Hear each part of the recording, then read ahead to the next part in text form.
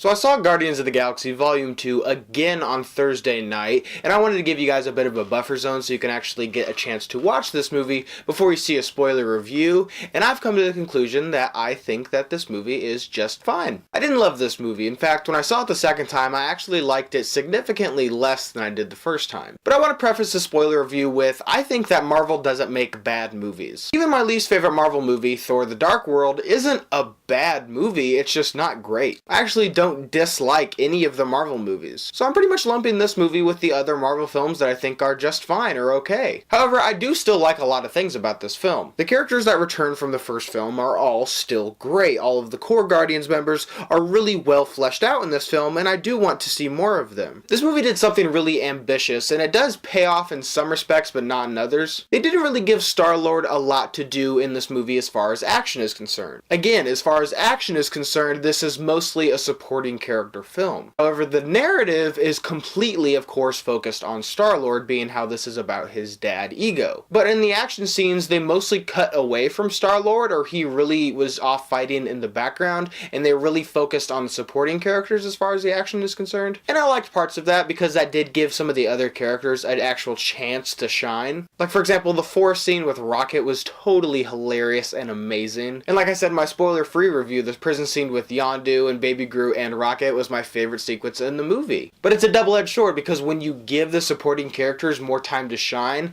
of course Star-Lord doesn't really get his opportunity in this movie to do a lot, and he didn't have as much to do as I would have liked him to have. So the second time watching this movie, I actually noticed something that didn't even cross my mind the first time. The new supporting characters that are introduced in this film are all pretty much universally wasted. You've got the gold people, you have Taserface, you have Stallone's character, you have Ego, and you have Mantis. Now, two of those characters die at the end of this movie, and therefore no longer can be in any of the future films. Now, there are two other characters, being Stallone's character and the gold people, who are introduced at the beginning of the film, and then they are reintroduced at the end, but in the middle, they're nowhere to be found. And at the end, they don't get to do a lot, and so therefore, they try to continue their story in a post-credit scene. So really the only new character who actually has a major contributing role in the movie and will be a new character for future installments is Mantis. And she's fine, like, I guess she has some funny moments,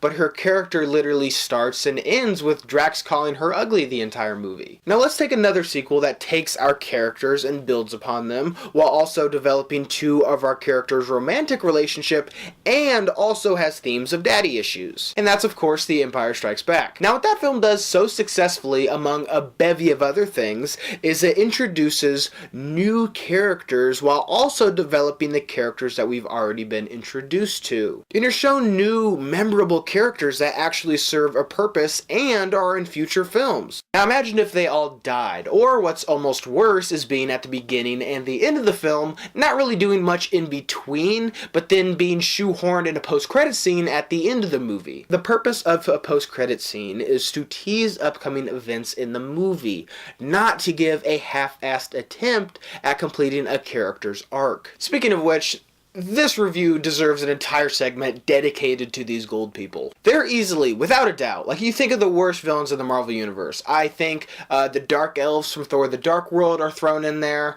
You have Ronan the Accuser from the previous film, who's really not great, but by far the ones that take the cake are the gold people in this movie. They are so terrible. I'm not lying to you guys, when they come in at the end of the film when they're trying to blow up Ego's brain, I had actually forgotten that they were in this movie. And they feature not one, but two dogfights where they're fighting the Guardians and they shoot them with all the bullets only to be miraculously killed by one fell swoop from the Guardians. And then it cuts back to them and their little arcade machine, and then all the ships turn red and then everybody's disappointed. It happens twice in this movie. And the other time was in an asteroid field, so that's another parallel to Empire Strikes Back. But they're by far the worst villains in the MCU. They did not really need to be in this film really at all. Oh yeah, I forgot. It's to set up another future character in a post-credit scene. Something else that I didn't really love about this film is typically A second entry into a film's series is when the characters are at their lowest point, i.e. The Dark Knight, The Empire Strikes Back, Spider-Man 2. And I never really felt as if the Guardians were really in much danger throughout this movie. I had actually forgotten how much of the runtime is dedicated to them